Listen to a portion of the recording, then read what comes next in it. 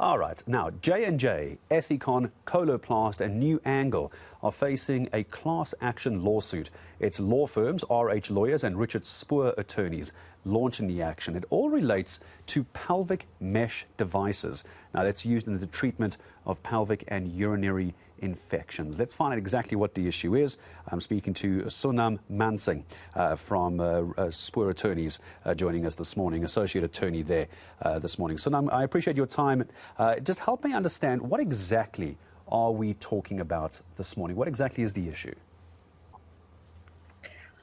Thank you and good morning, everyone. The mesh class action is quite a devastating issue that we're dealing with.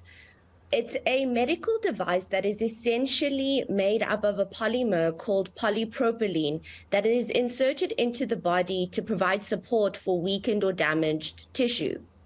In essence, what is intended is for the device to be permanently implanted and for the patient's tissue to grow into the gaps and the spaces between the device to strengthen connective tissue, muscles, and ligaments.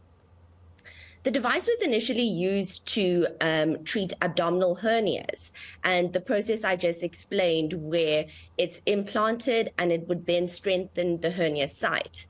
But from about the 1990s, it was now used transvaginally to treat two conditions which occur commonly in women, especially after childbirth and due to old age.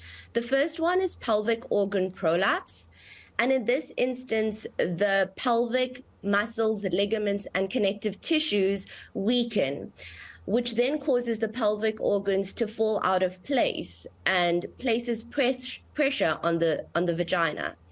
So this device is then inserted to support the vaginal wall and to lift the organs to the correct place.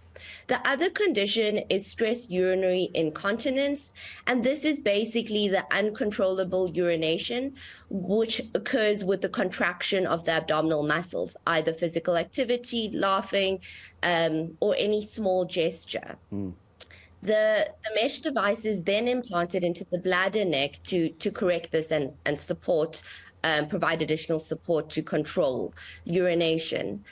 What eventually ended up happening was that it came to be that polypropylene is not a suitable material for implants of this nature.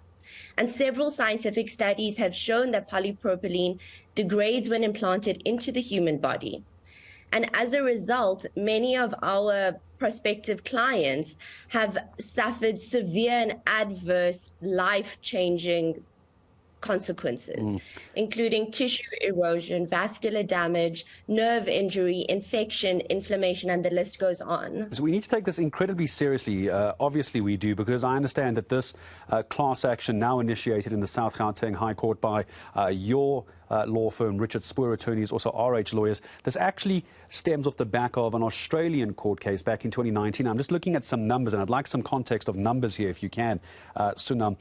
Johnson & Johnson and Ethicon were ordered to pay $1.7 million, I imagine it's US dollars, to 3 women in Australia. How bad is it in South Africa? Are you able to tell me how many clients are part of this class action suit?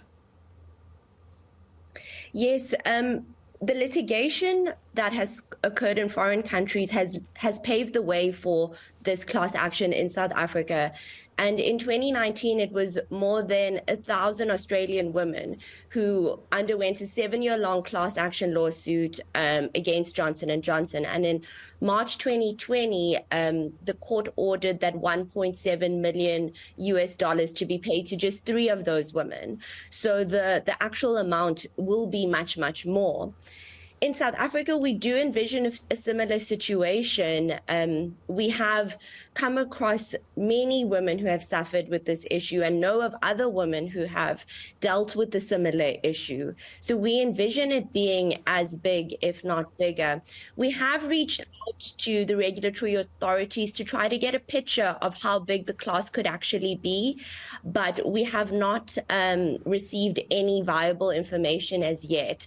We're still in the process of of collecting clients, and at the moment we have about just under 100 clients, but we do see that number growing massively as more traction is caught with the litigation. And I'm sure there are people who would like to possibly get more information and possibly, if it's unfortunate enough for them to be part of this class action, will get hold of either RH Lawyers or Richard Spoor Attorneys. Just in the last moments I have with you, Sonam, just on the other side of this story, has there been any legal response from any of the companies that I named earlier?